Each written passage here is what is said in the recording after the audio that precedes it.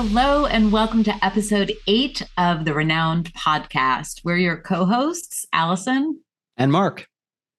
And ReNouned is a podcast for the curious. We dust off the commonplace to look for shiny new relevance as we challenge ourselves to think critically about the objects that surround us. How do they echo humanity's past, reflect the present, or foreshadow the future? So, Mark, or if they just piss us off. Like some of our episodes. Sometimes the case for anyone who's really heard. I think it was highway for me that almost did me in. So Mark, what's our word this week? So our word this week is jewel. Jewel, right? Jewel. I think it's interesting. Just to remind us, I know we're going to revisit it, right, audience, at the end of the episode. But for this particular one, Alison rated this 7 when we first got it last week. And I rated it an 8. So we're close and pretty high. I think we both came into this optimistic about what we'd find. So we like shiny things. I know, right? Cool. So yeah. Do you want to roll? Yeah. Let's all right. Roll. Let's jump in. 1. 4. Nice. We didn't tie. It's like 3 weeks in a row or something. I know that we just kept. All right. So let me give you some 15 seconds on the clock for your just the hits recap or foreshadowing. I didn't say this out loud with a timer earlier, so I actually don't know if it's short enough. So no worries. And 15 on the clock. And go. Jewels and gems have captured the human imagination since the Paleolithic, and that hold on us remains today, which leads to some amazingly bad attempts to procure them. Da-dun, da-dun, da-dun, da-dun, da-dun, da-dun, da-dun. Even with the song, my ringer, even with the song that was perfectly 15 seconds. Excellent. Okay, Mark, 15 seconds on the clock for you. Perfect. In 3, 2, 1. Jewel has evolved from something of treasured value to mean more specifically gemstones. And even these very worldly objects have been distorted into mythical objects. That's excellent. You had 3 seconds left. Ooh, I'm excited. That sounds very interesting. Cool. All right. So I will jump down the rabbit hole. I didn't have a nice punny, synonym for rabbit hole with this one. Down the muddy, unethical mine. Gem vein? I don't know. It's not really a vein. It's not like gold. I don't know. Okay, we'll stop now. We're really going down the rabbit hole. Okay. So you were nodding. I saw, Mark, when I mentioned since the Paleolithic, we've had this obsession with gemstones. So we know from the archaeological record that gems have been prized by humans since then. The Paleolithic it spanned from about 2.5 million years ago to about 10,000 BCE.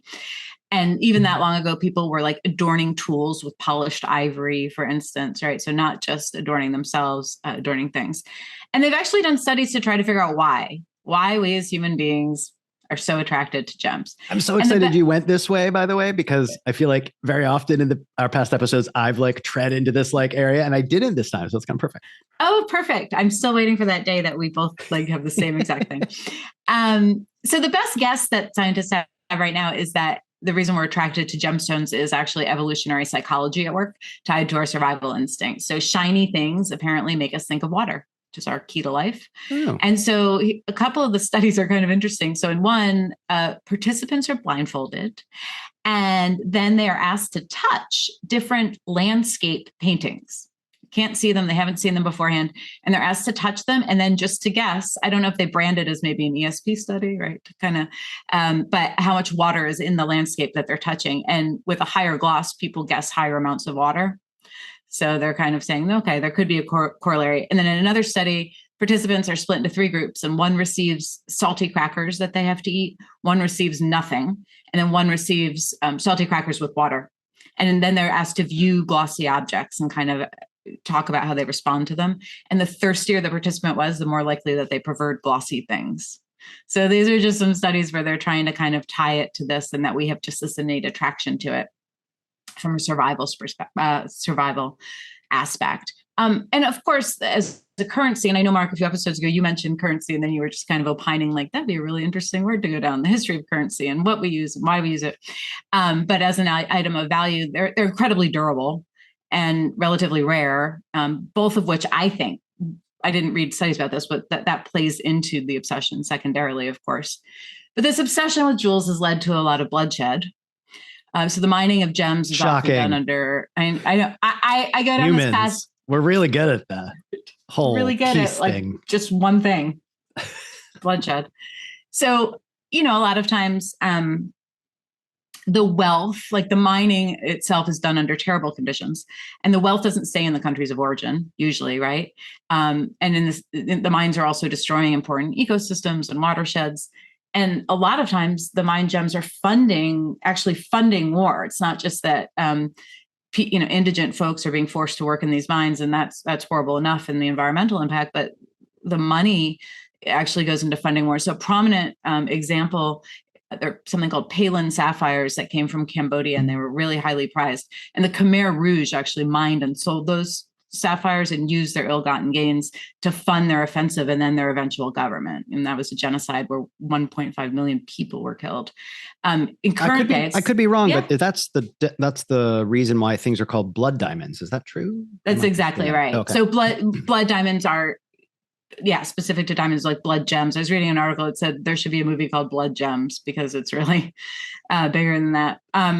Current day, and the Myanmar military, they use gains from gem mining to fund their exploits, including the ethnic cleansing that's still going on in Rohingya.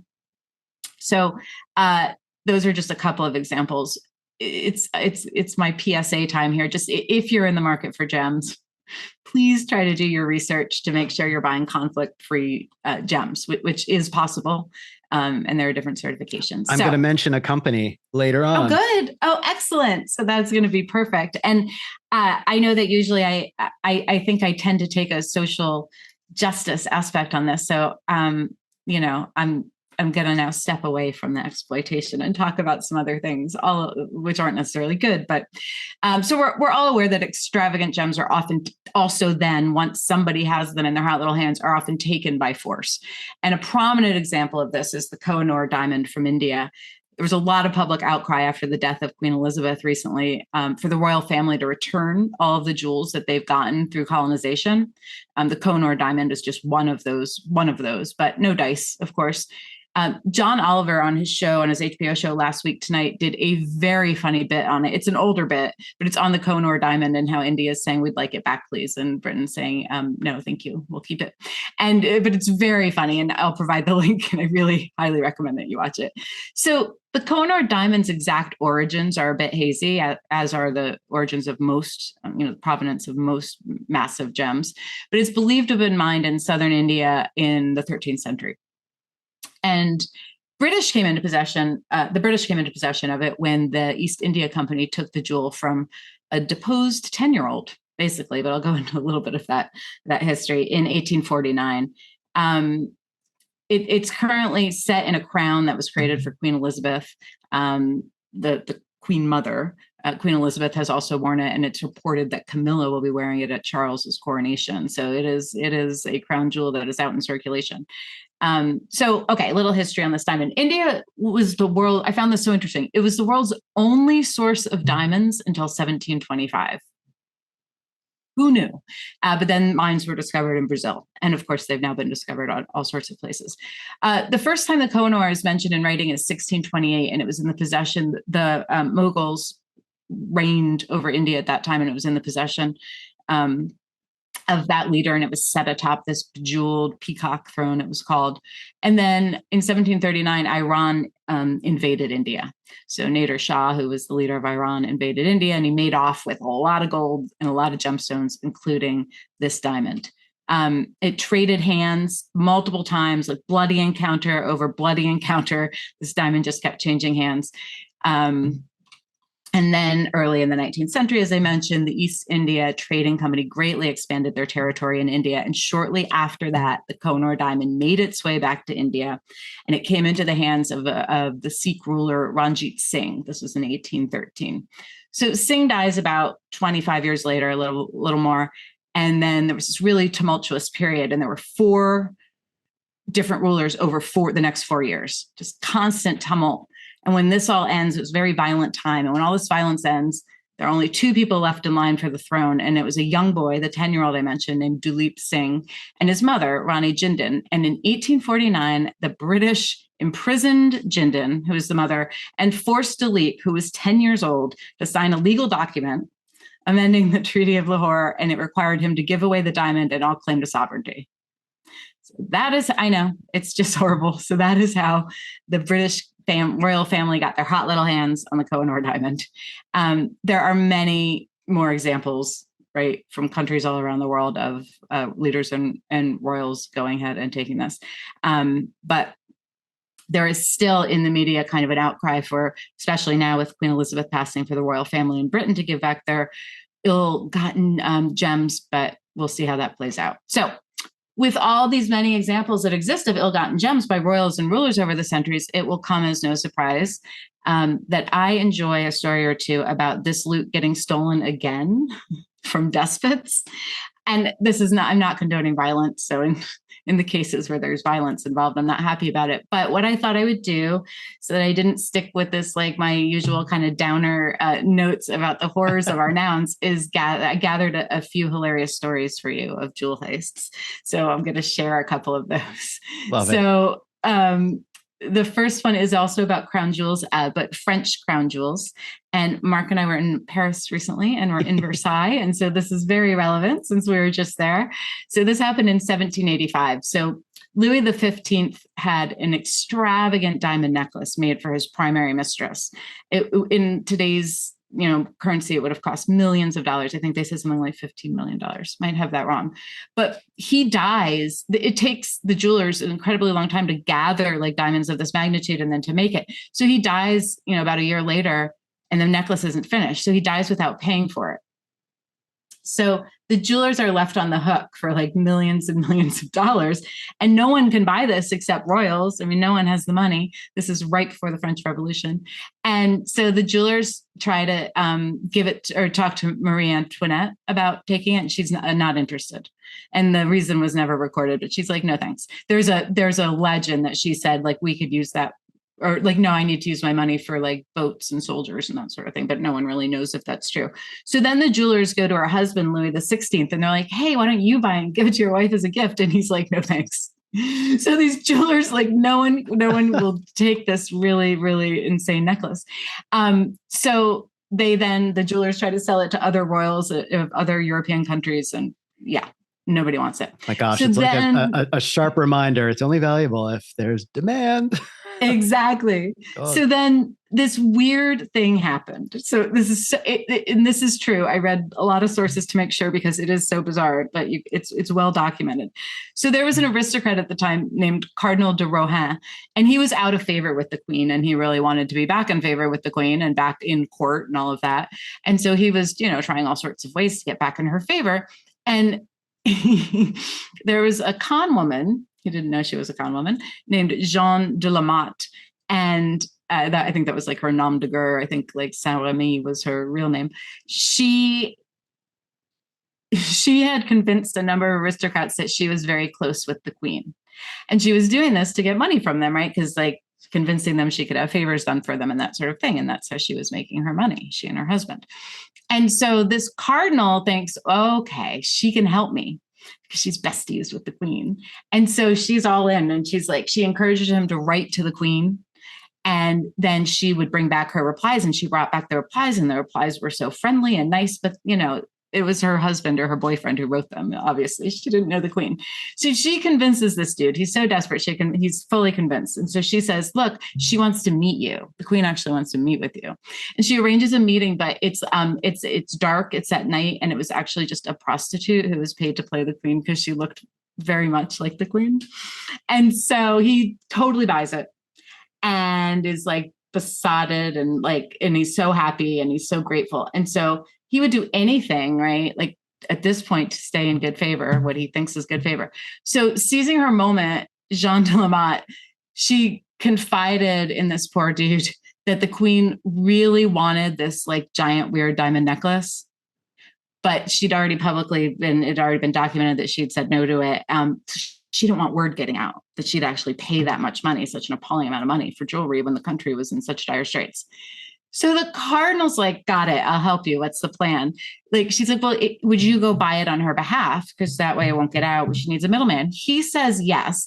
So he pays with aristocratic IOUs that were forged in the queen's handwriting. So basically saying, send me through my, emissary this necklace and I will pay you after I get it. And the jewelers are just like, oh my God, look, if there's a chance we can get this money, we're going to do it. This isn't fishy at all. And the cardinal's thrilled, right? Because he has this way to get back into Marie's good graces. So they hand over the necklace. The money was never paid, and the Jean broke down the necklace, sold the diamonds all over Europe, and they've never been recovered to this day. And so the deception inevitably came to light, right, when they didn't get paid, and then they went to the queen, and all this happened. But it was never. The woman was horribly. I don't believe she was executed. She was imprisoned for life. But the diamonds are gone. So it's just so bizarre. I just think the lengths that people will go through to get these just hard rocks out of the ground. And then the second story concerns the British crown jewels. And this one is hilarious. So this is in 1671, and the crown jewels were stored in the Tower of London, right? It's like a fortress. There are many guards, multitude of guards. But an Irish man named Thomas Blood decided, like, I'm sure I can figure out a way to steal these. And so his plan involved costumes, fake titles, a whole fake daily routine, a fake life, and a fake family. So he hires a prostitute to be his fake wife, and they convince the keeper of the tower, that his name's Talbot Edwards, the keeper of the jewels, I believe was his title, that their fake nephew would definitely for sure marry his homely spinster daughter. Just, I don't know why, I don't know how long why they thought this plan would work, but it did, which is what's amazing. So this guy's like, oh, great. And then he's like, well, you're basically family. And so they're like, we'd love to see the jewels, basically family. And he's like, okay. Oh my gosh. So he lets them in with the fake nephew and two other guys. He lets them into the room, totally unguarded. They knock him out. They tie him up. And they take the jewels and the crowns and the scepters, and they break them up. Like, they bust them so they could fit them in their pants to walk out of the Tower of London with them, which they do. And all I can imagine is what that sounded like clump, clump, clump. Like, you're just kind of jingling as you're walking on. They were caught immediately. There were guards at the tower. They were instantly caught. So this elaborate plan, which is hilarious, while they got their hands on the jewels, they didn't get very far. So they get thrown in jail, and Thomas Blood says, I will not speak. I will not talk to anyone except the king. That's it. I'll only talk to the king. And they let him talk to the king, Charles II. And after that conversation, which is not recorded, no one documented it, Blood was pardoned. He received a pension of over £500 a year from the king, and apparently a title and estate in Ireland. And no one knows the reason for the pardon. So obviously lots of speculations. He knew something. One of the theories was that he was himself part of the plot, but I can't figure out what part he would play. And the other was that he was the king feared an uprising by Blood's supporters. I don't think Blood had enough support. I think maybe he just found it so funny. And that's my theory, that he just found it so amusing. He's like, I've not laughed that hard in a decade. I will absolutely pardon you. So 2 stories about people stealing from royals, which I do enjoy. And then just the last thing I wanted to share with you was, this is recent 2019. And it's not from royals. It's from a jewelry store, which obviously I don't condone theft, but 3 men in London broke into a jewelry store in North London, and they, kind of knocked down the shopkeeper. They're kind of trying to hold her hostage, keep her down on the floor, and they're stealing jewels. And it turns into a slapstick comedy. And if there's one thing you watch from our show notes, I beg of you, let it be this, if you need a laugh. So the camera's in the back of this very narrow store, and the woman gets away from them finally, and she runs into the back and she slaps the panic button on the way, and she locks herself in the bathroom. And you're watching now them running back and forth. So they run for the door, but the panic button not only alerts the police, it locks the front door so they can't get out. So they're like shaking and kicking the door and they can't get out until one of them thinks, oh, there's a release button behind the counter. There's no sound. It's just you're watching them. It's like a Keystone Cops running back and forth. So they hit the button, they go running for the door, and the first guy goes out, but he doesn't hold the door with the other guys. So he gets out, the other two in there, so they're running back and forth. They hit the button, and then the second guy goes out and he doesn't hold the door for the third guy. So the third guy runs to the back of the store where the button is, hits the button, and then runs to the door, but he can't get there fast enough. So he tries that like 3 or 4 times. Oh my goodness. He's kind of like older and out of shape. And he can't get out. And he's running back and forth. The cops are on their way. And then finally some dude comes by and he happens to push the door open, like a customer. He pushes the door open right as like the guy's released it. And then he holds it open for the robber to get away because he has no idea what's happening. And it is just comic, unintended comic genius. So like I said, please do watch that. One of those men was apprehended and spent time in prison. So there are my stories of funny jewelry heists. That's awesome. Oh my goodness. I'm glad you did that because it's so right. Jewels, that's everything that comes to mind and in movies and everything else. Much of what you just described, I kept thinking, gosh, somebody should script that because every one of those, well, that last one's just funny, but like the first 2 stories are so involved, I could see that really being a film, Right. Well, the second one, a comedy writer and I think director, I think his last name's Fenton. I'll link it too. When this happened, it came up in the news just again last year because one of them had been, I guess, convicted. So it just came back in the news, and the news site also posted this video, and he just posted the video, and on top he wrote, I would definitely watch a heist movie where like the first hour and a half is planning and the last 12 minutes are just this. Yes. Okay, so I, of course, started with a little bit of etymology just to set the stage for myself. And in this one, I thought there was something a little bit interesting, sort of. So this word for us comes through a French or an Anglo-Norman heritage. So there's several permutations of it, but it kind of breaks down to je, J-E-U, or a lot of things, right? Or the way we're spelling it now, J-E-W, et cetera, which is game in French. And then the suffix el, which is just an ending for a diminutive, right? So something smaller and often cuter or something, that's used in French often. And in a lot of English, the use of that comes from the French el or even eil, or a lot of different endings for French words. So in a way, that becomes a small game. However, which kind of doesn't make sense. But if you also look at some of the things that have blurred together from that time period, J-E-U is sometimes J-O-I-E, which is joie, which is joy. So if it becomes like a small joy or a small treasure, that starts to make more sense, right? I can't confirm this, but I also want to go back now and perhaps game, what became game, might have been like a small treasured fun thing too. So the fact that you have joie and je so close together probably made sense at some point as well. So a small joy. And early uses of this around like 1100 appear to be first for valuable man-made things. So things that might have used jewels, but also could have been made of gold or silver or whatnot. That evolved a little bit later around 1300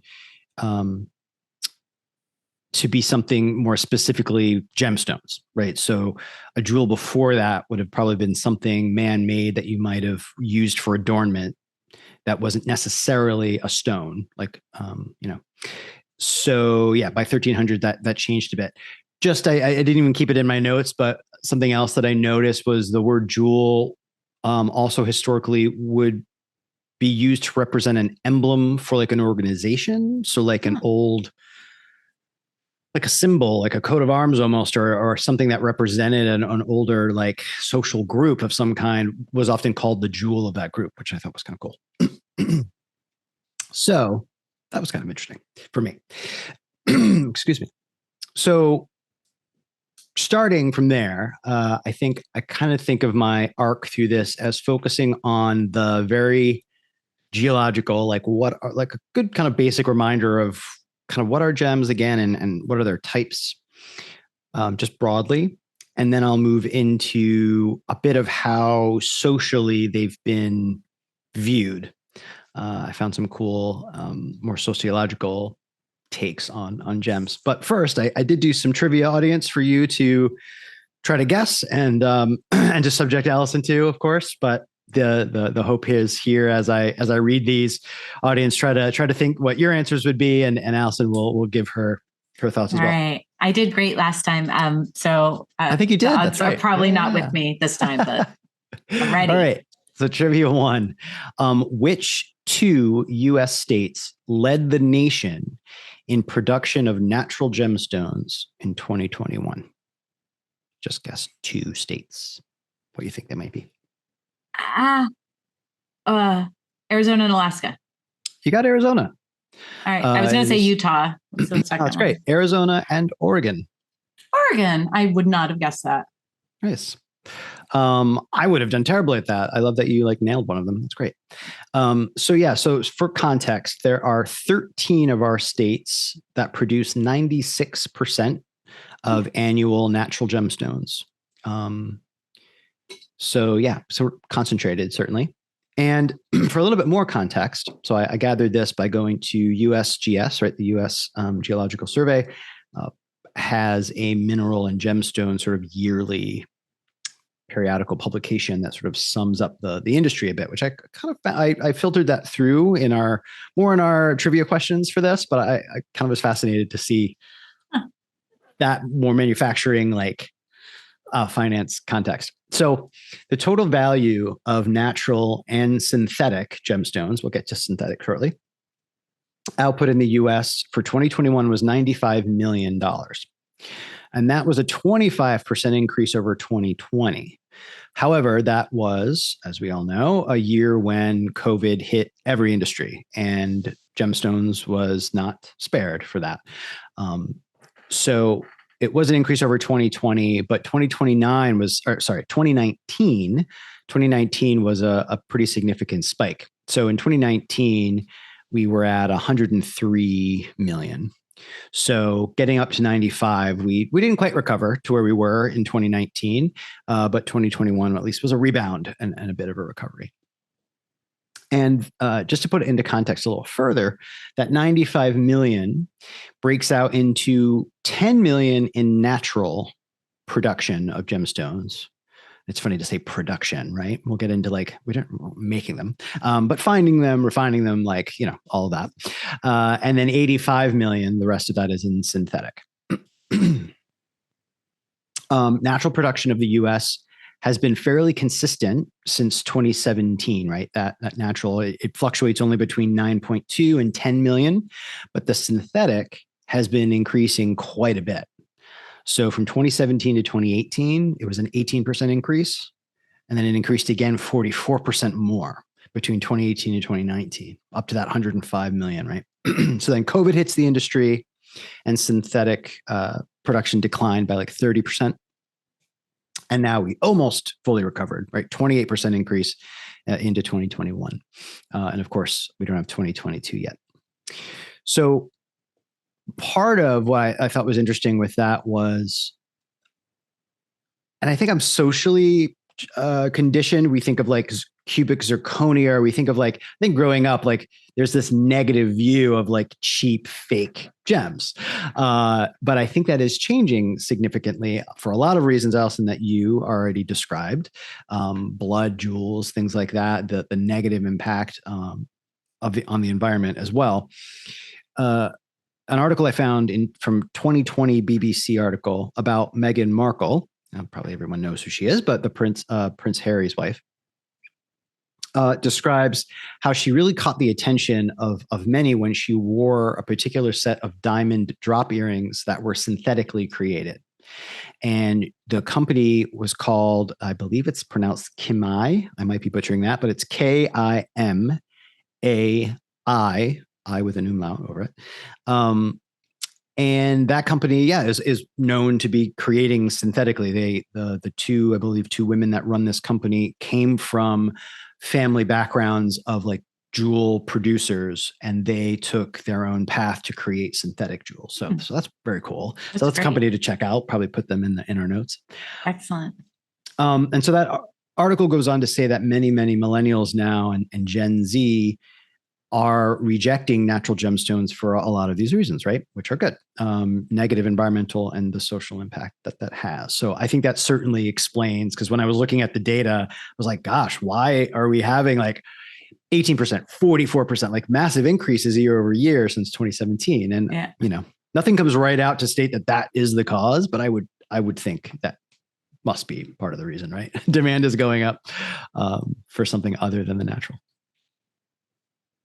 So jump into just some basic geology for a moment. We know that these are precious gemstones, we say, like the precious, the rare stones.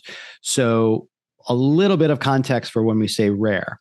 A popular phrase is you're 1 in a million, or something's 1 in a million as being rare. But you can think of diamonds, even diamonds that come from very rich areas of where diamonds are more prevalent.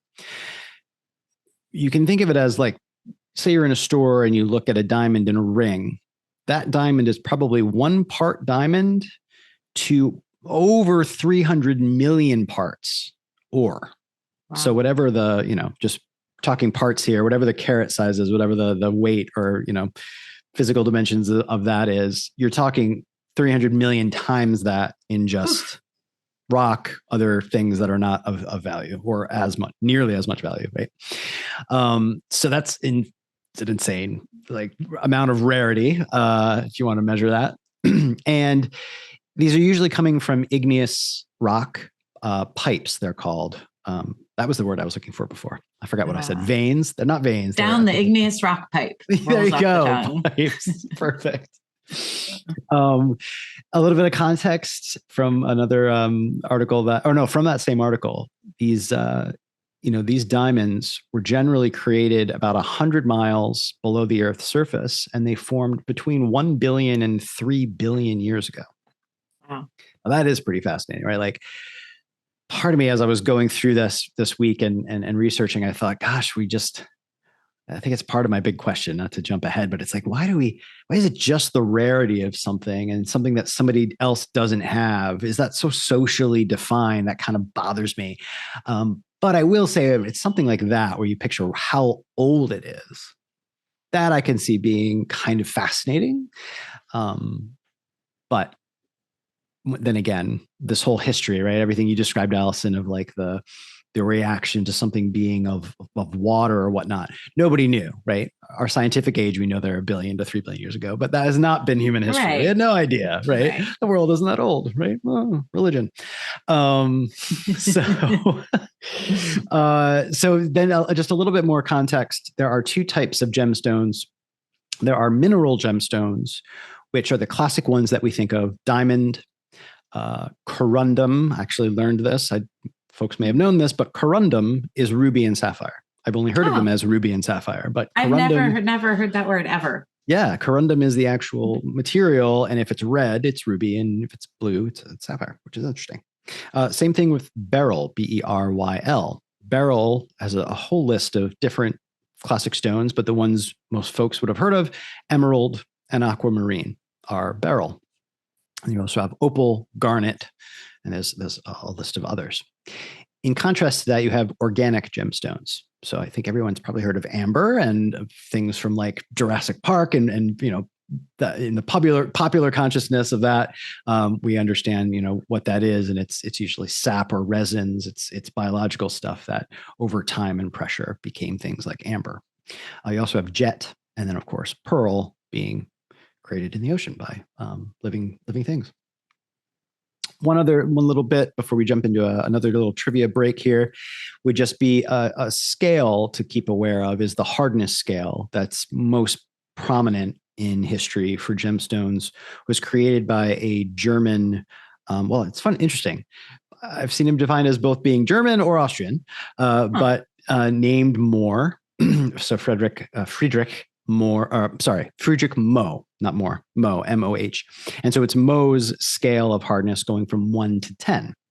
And, this, if anyone remembers earth science or geology, if it was the same, I grew up in New York State where we had really a very particular sequence. But I remember taking different types of rocks and trying to scratch one against another and see which could dent or scratch the other one, and sort of graph that out on what was probably a Mohs scale. I just don't remember it being called that. So talc being 1, it's the softest, and then diamond being the hardest, which is why we use diamond tip drill bits and things like that. So I thought that was a little bit of the background. And then in part 2, I'll go into how we've sort of bizarrely interpreted such a geological thing. No, bizarre for me, but so trivia 2. Everyone listening, see if answer this along with Alison and see if your answer is right. So Alison, which gemstone accounts for the highest percentage of U.S. gemstone imports? Imports. Sapphires. It's diamonds. Oh, see, that just seemed too easy. Sorry, I know it was like it's like tricky because when I was writing, I was like, that does feel like obvious, but I would have done the same thing. I would have guessed because I was asking.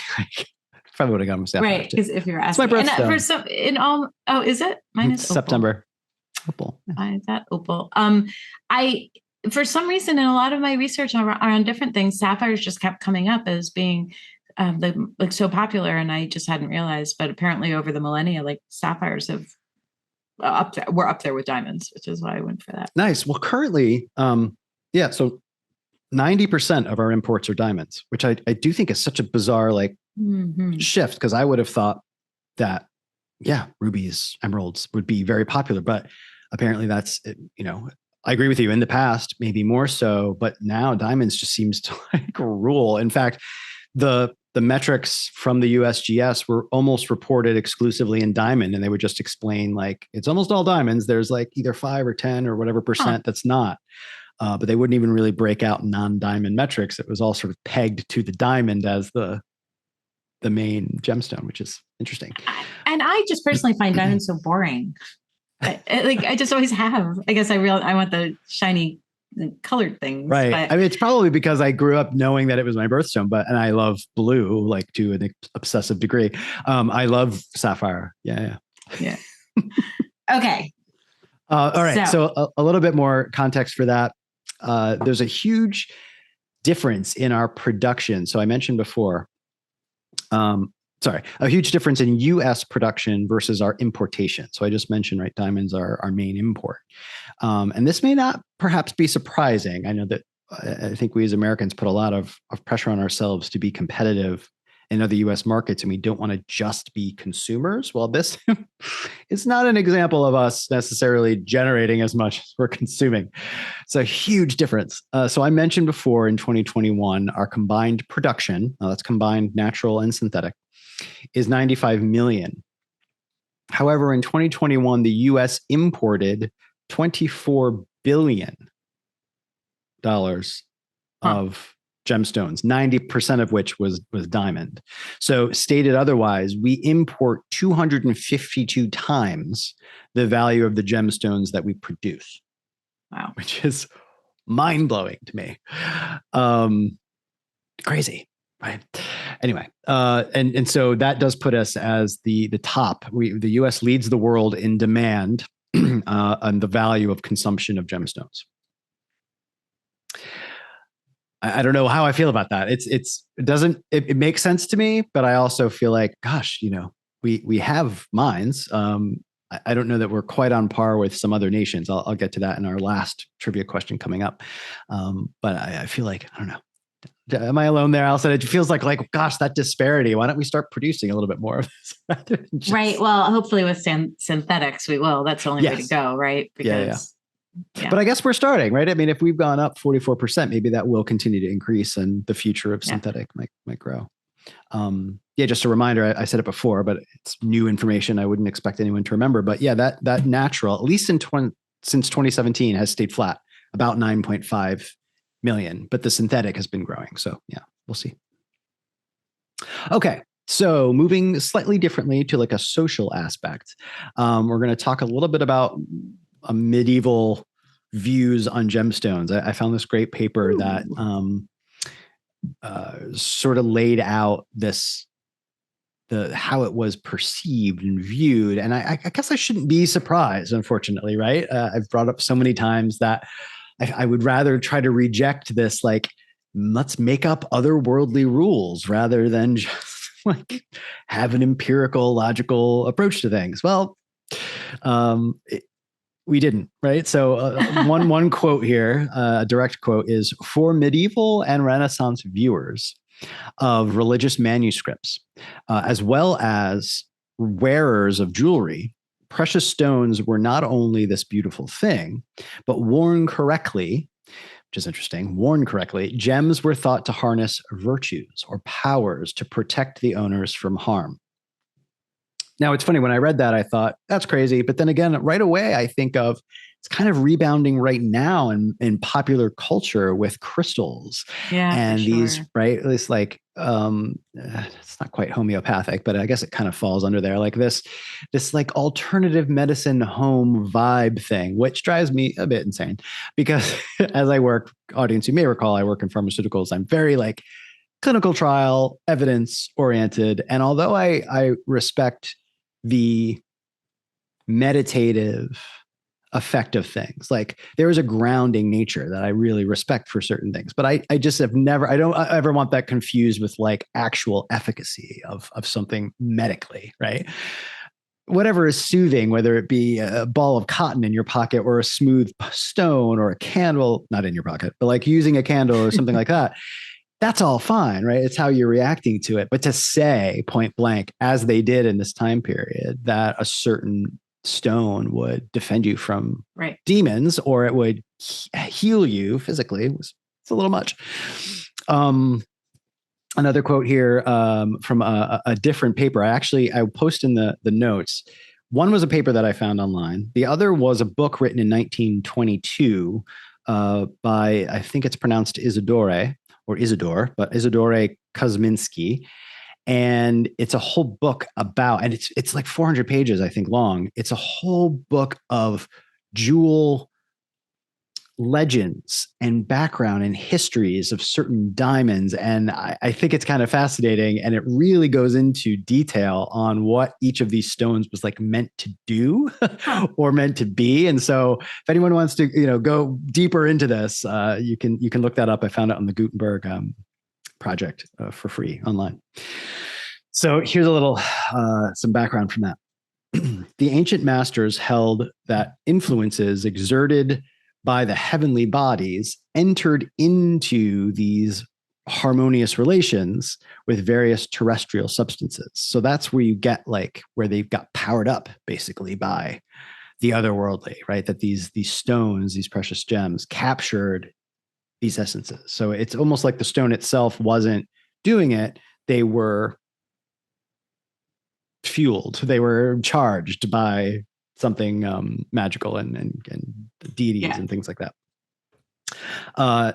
Goes into a little bit of background that the great physician Galen used sapphire for, quote, expelling the hot humors of the body, which unfavorable health condition is included in the astrological philosophy of the evils of the sign Aquarius. So let me say that again. Basically, they'd be like Aquarius people, those that have the sign Aquarius, have a lot of unhealthy astrological physiology. They are hot humored and all this other stuff.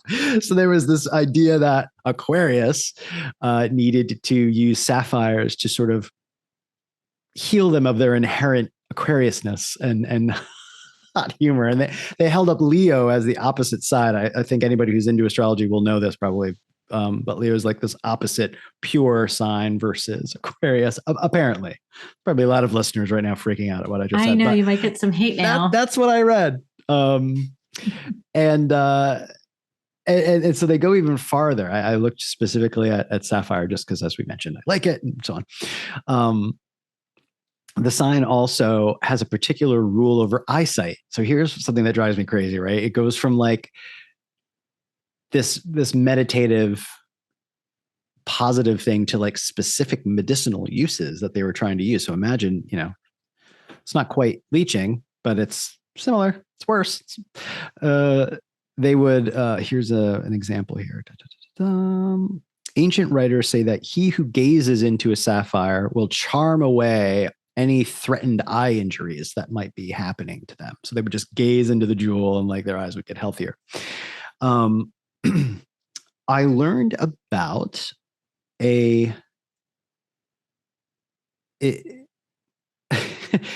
bishop named probably Marbod in French, Marbod, or Marbodus, also referred to as Marbodus, who was a bishop in Rennes in France from about 1035 to 1123, and wrote a book called De Lapidibus, which is on gemstones. I guess lapidibus must be gemstones.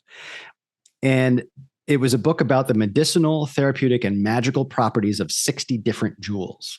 So here you go, somebody who is like high renowned in a high position in religion, writing basically a medical textbook about these magic gems.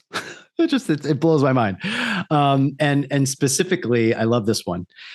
He recommends that sapphires dissolved in milk. Excuse me? What? Not possible. Dissolved in milk takes the sting from dimmed eyes. Or for removing foreign bodies from the eyes, like specks of dust and sand, it was recommended to take the sapphire, hold it there with a closed eyelid, and gently draw it slowly across. Okay, that sounds absolutely damaging. Right, damaging. Fascinating. The reference goes into a very classical vein. Like a vein of thinking at the time was to cure something, you would take a bit of the dismay, the problem would help unlock the issue. Does that make sense? So you would use whatever was ailing you, you kind of use that to fight it, right? Rather than an opposite, or something that would probably make sense. So here you are using a bit of stone because you have stone in your eye. And so, yeah, to your point, let's just scrape it across the eye. I've had corneal abrasions. They're not fun. And to shoot it at a time period where you didn't have any anesthetic or anything else. I just can't even imagine the wild agony of somebody going through that. The Middle Ages were a rough time. Good times. Okay. So, this connection to religion, not just right in this bishop, but also apparently there's a ton of jewel imagery, not actual jewels, although potentially in some ways, but drawings, representations of jewels that flood medieval liturgical texts. So any books and things used in religious services. That's what we mean by liturgical manuscripts. And so the representation of these precious stones is really, it's everywhere. And part of the thinking of that, which I never knew, was that that gems were often believed in the time to have originated from 4 rivers in paradise. So these rivers were in the Garden of Eden, basically, and flowed out through these rivers as, paradise was lost and the garden was sealed off from humankind, but that's where gemstones came from. But they gave us the gems as a consolation prize? Or they like float out. I don't know if I can find the reference. I'll try to post it, but there was a painting where you see this angel with this wall of fire having guarded off, like walled off with like a sword and fire, saying Eden's closed. But apparently you see in the corner of like the river some gemstones of like sneaking out. We like to make shit up. Okay, so then in Victorian times, just to sort of bring this to a close and finish with our last trivia little question. Victorian times took a bit of that religious thinking.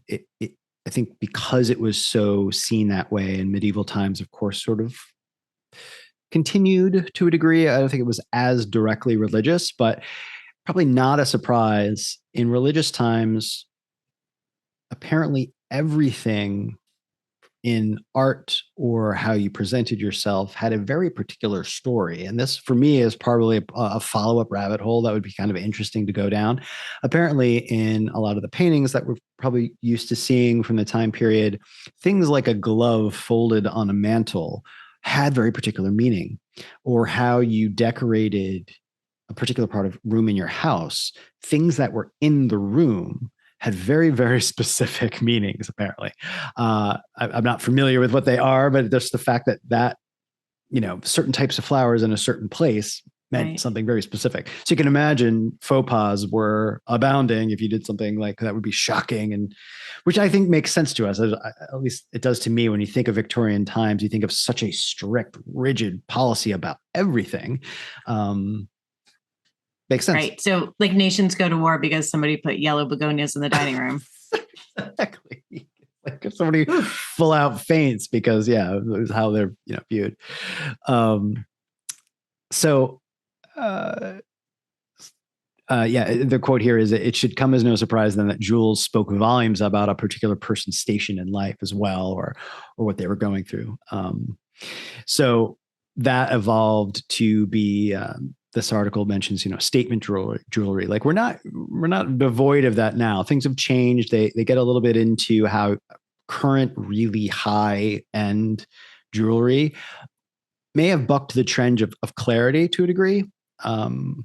We always think gems have to be super clear, or and that is still there. But apparently the very high end jewelers are creating things that almost have marbling effect or even iridescent qualities. There's something a bit more unique, apparently, is where they're going right now, which when you think about it, is still just uniqueness, right? Clarity was probably there because it was unique, but now you have enough clear gems in circulation. You want something that's a little different. Right. I just think that's interesting.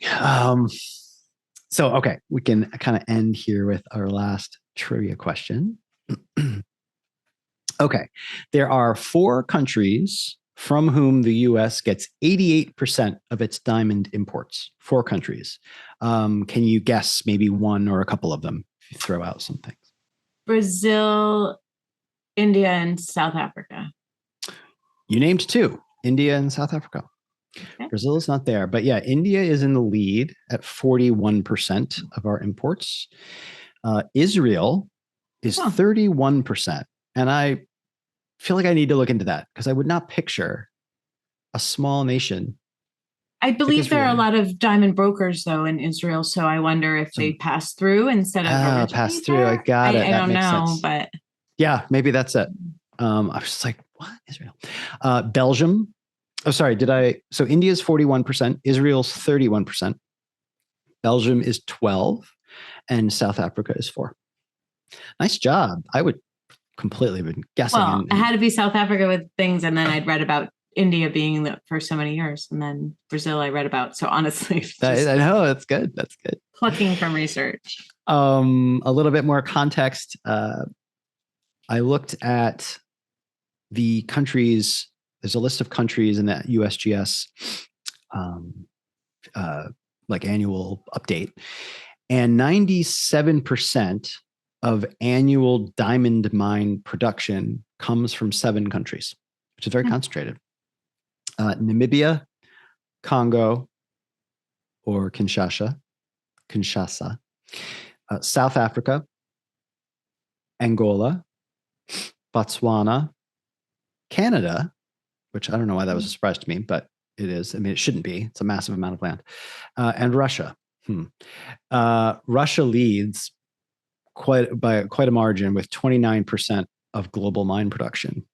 They are pumping out 18 million carats of gem quality diamond, right? So I don't think I mentioned that, but you may know that, Alison, from your research. But audience, there are different quality, and a gem diamond quality, like the highest quality that you could really sell for jewelry or like whatnot. There's probably other quote unquote dirtier, not as pure, that might be used more for like drilling or more industrial uses than precious stones. So thankfully, though, we don't appear to take any significant amount. Like it might have been lumped in the data that I saw. Like I said, we largely India, Israel, Belgium, South Africa, maybe Russia's in that lumped together small amount of 10 to 12%. I hope not, but I would be shocked now in particular because of the war crimes and the war against Ukraine. Like I would assume that part of our banning in so many areas would include their diamond trade, which I didn't realize that they're such a leader in. Yeah, it would be interesting. It might be hard to determine though, just with the provenance can get pretty muddy of gems. And so they probably have ways to get them in the market through the brokers. Right. Interesting. Right. To your point, because I was so surprised, Israel is nowhere listed on this list. How are we getting that? But to your point, maybe it's a second exchange. I'd love to see to somehow track it. I think that's the same thing for did you say Belgium or the Netherlands? Belgium. 12%. I think there's like a big diamond exchange there as well. So I think that's why they're on the list. That makes sense. Yeah. And then where I left digging off was more about this move towards synthetic gemstones. I think that hooked me as an interesting, future of of that market, to reject the negative impact of the natural, but then also to look at how that process can become a bit more carbon neutral. The BBC article that I mentioned said, yes, there are so many negatives to the natural in terms of environment.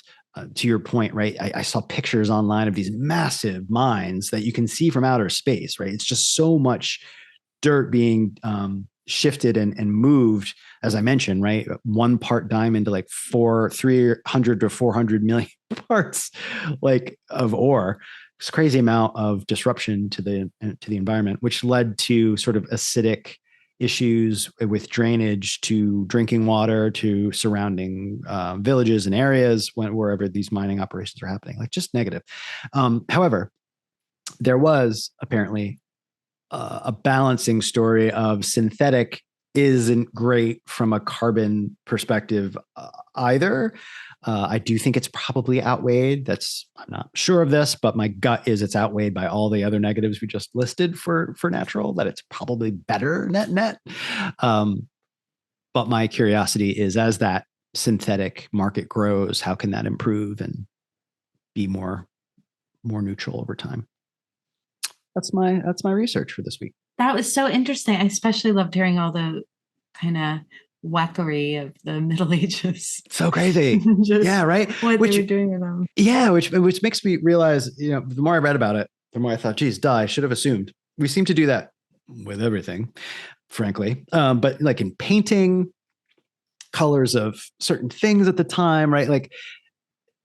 It wasn't just just gemstones. It was in the arts in so many ways. In some ways, I really do feel like we think of everything we can do in our modern lives, but back then there weren't all of these distractions. These were big deals. When you were presenting yourself as a human being in a public space in the past, it was kind of entertainment to other people. You know what I mean? It was a much more focus. Does that make sense? Than now. We didn't have massive sports things to distract the masses, or movies to sit down. We didn't have Netflix. We didn't, so the physicality of things I could see being so much more provocative if something was different, or whatnot. Right. Although I think we probably just do it in different ways now. Yeah, that's true. That could be a whole follow-up. Perhaps. Well, big questions, but yeah, go ahead. Well, wait, what were you going to say though? I was going to say that's probably a good, segue into whatever your big questions are. So you segued this perfectly. I'm glad the order went the way it did today, because my big question involves synthetic gemstones. So now I don't have to talk about them before I ask my big question. But you also, interestingly, much earlier in your rabbit hole, you kind of stated my big question. So for one, so I'll just kind of state it and, get your follow-up thoughts. But, as Mark mentioned, synthetic gemstones, they have the same chemical makeup as the natural ones. In most, they have better clarity, which Mark was just talking. I didn't know about how actually, maybe less perfect clarity is now a thing that people are looking for. But, this idea used to be all about clarity. These synthetics are exact same chemically. They have better clarity. They have fewer flaws, and they're less expensive. And there's certainly, I don't know if I can say no exploitation, but less exploitation in their manufacture. But people still want the real thing, right? And so I think this points to human greed and the thirst for power in more than shiny things make me think of water. And I'm driven by this like urge I don't even recognize consciously, because then we would want the synthetics because they're shinier and they're clearer. And so greed kind of, I was thinking, well, does that mean greed trumps evolutionary psychology? I was thinking, yep, it does, because we're greedy humans. And then I thought, but wait, it doesn't, because is our desire to own something. And Mark, you basically said this. So is our desire to own something rare also just our monkey brains trying to be king of the castle? Like it is in fact evolutionary psychology. It's just that power trumps like water. So that's kind of where I went with it. And then my second question was just around with all the outcry for different royal families to return gemstones that they got in nefarious ways to countries. What is the right answer there? I certainly don't think personally the right answer is the royals keep them. But if they're just handed back to other rulers, it seems to me maybe because those gems probably did come from exploited workers, even if it was the 13th century, for instance. So maybe are there other options? Like, is it maybe better to make sure that all of them are housed in museums and put in like a trust sort of thing where no one in the future, except with like a violent overthrow, of course, could get to them, and they go to museums where everyone can view them. So those are my two questions, but the first one you kind of already asked. No, I love that. Yeah. And we can discuss your second one, but maybe I think part of what I mentioned before became the seed for my big question. So this is going to sound very repetitive, but I love that we're thinking the same thing. Yeah. My first big question, I mean, literally, this is just a paraphrase. I said here, is it related to our survival instincts somehow as a species to value the rare, to desire something that few others may have? Why do we see something with a higher frequency of availability as being lower value? Right? Like taking economics out of it, because you could think of supply and demand, and of course, yeah, right. That's a little bit different, but like, because that's what I was going to say. I said, because it becomes currency. That's why. Right? Yeah, exactly. But it's, and part of me doesn't want to reject it. Like, well, I'll get there in a second, maybe. So part of that is, why do we get this joy or thrill from owning something that few others have? Right. That's where it comes down to. When I would have loved it to be a part of our species if instinctually what I feel like we try to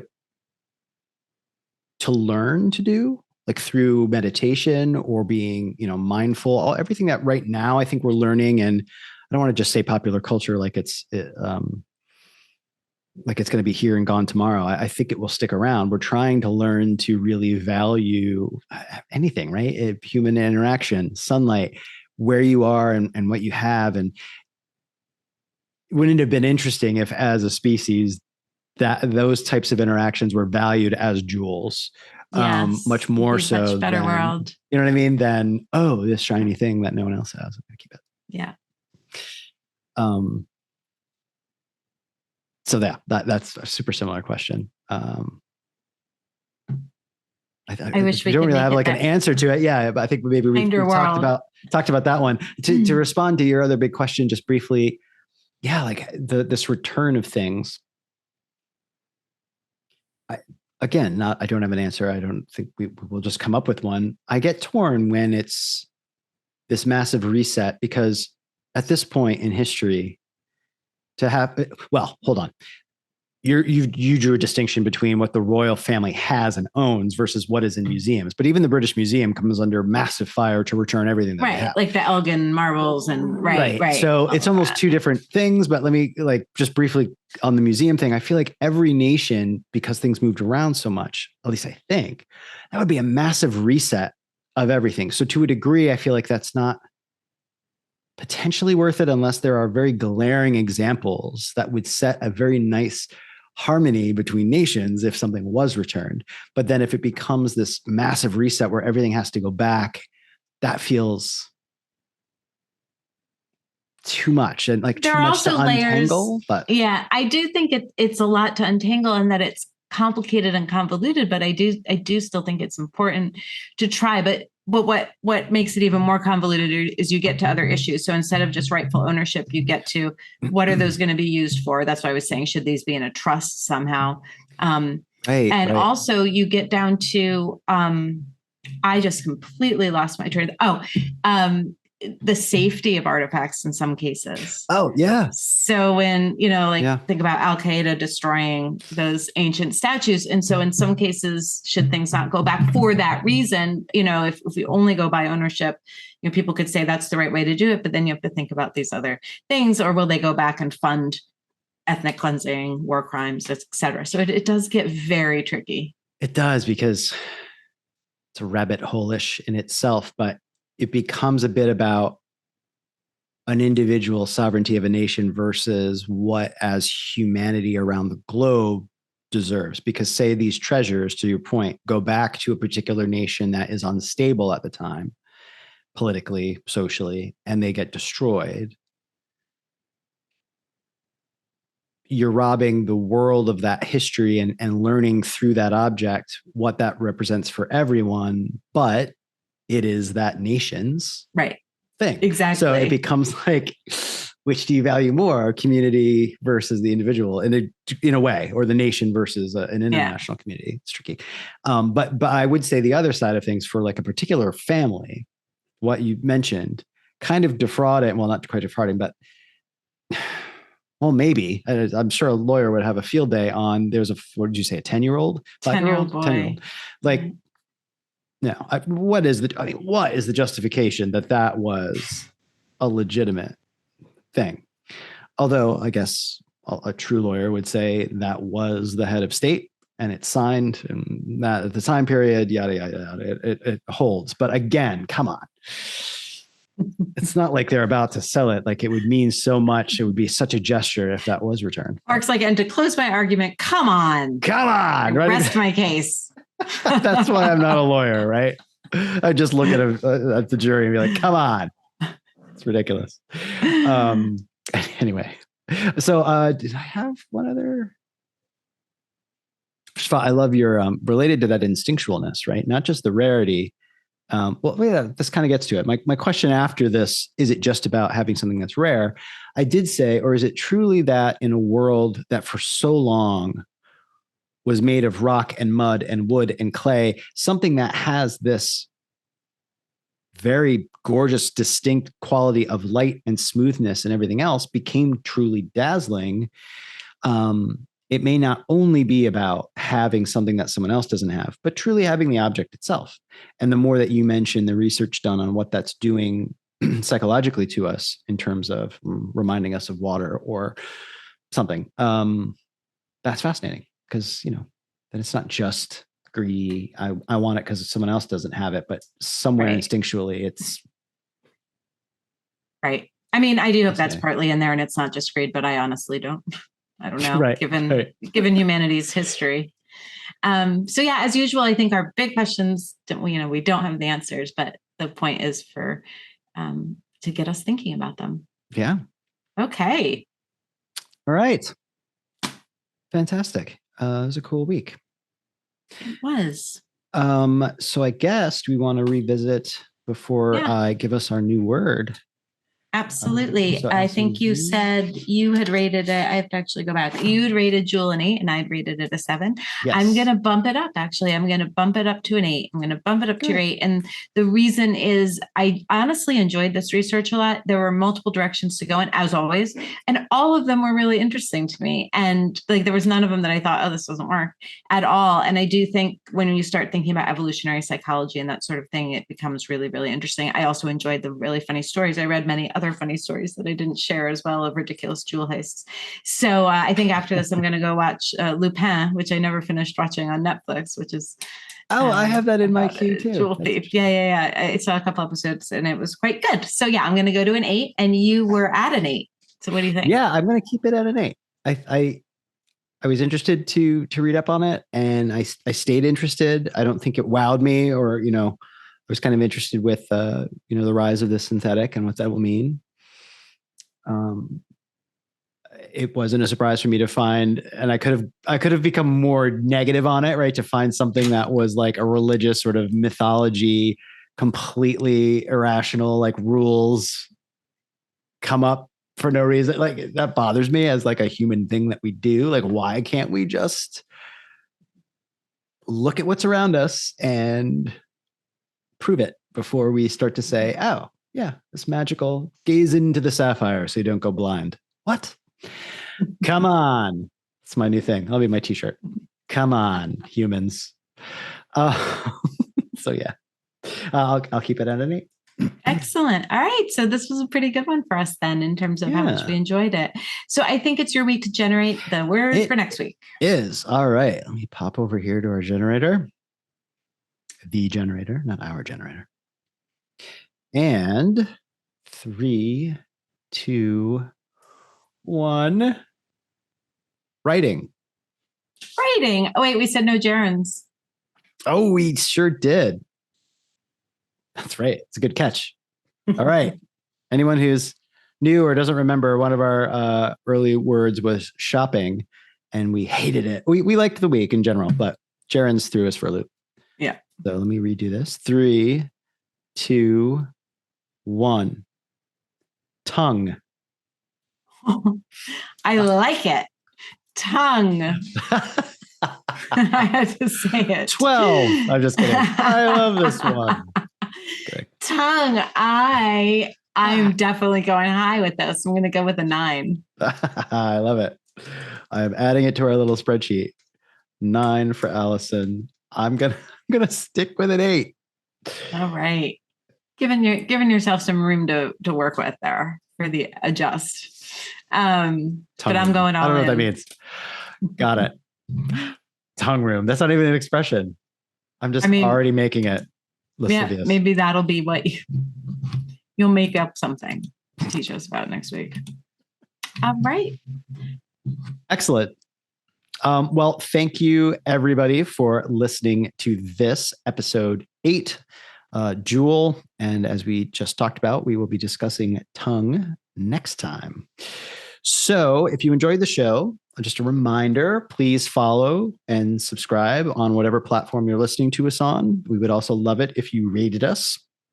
That just helps us build our audience, get more folks listening. And you can also, of course, find us. We would encourage you to find us on social media, on Instagram and Twitter, primarily at ReNouned Podcast. Please follow, share our posts, say hi, DM us. It's fine. Slip into our DMs. Totally understandable. We would love to hear from you, any feedback, whatnot, as we continue to build the show and build the audience. We also have the website, renownedpodcast.com. There you can listen to the show, find platforms that you might not be aware of that distribute the show. And you can also read in our blog a lot of the notes that are in our show notes, but also some more detailed works cited and things like that we post on the website and nowhere else. Thank you very, very much. And we'll see you next time. Thanks, everyone. Have a great week. Bye-bye.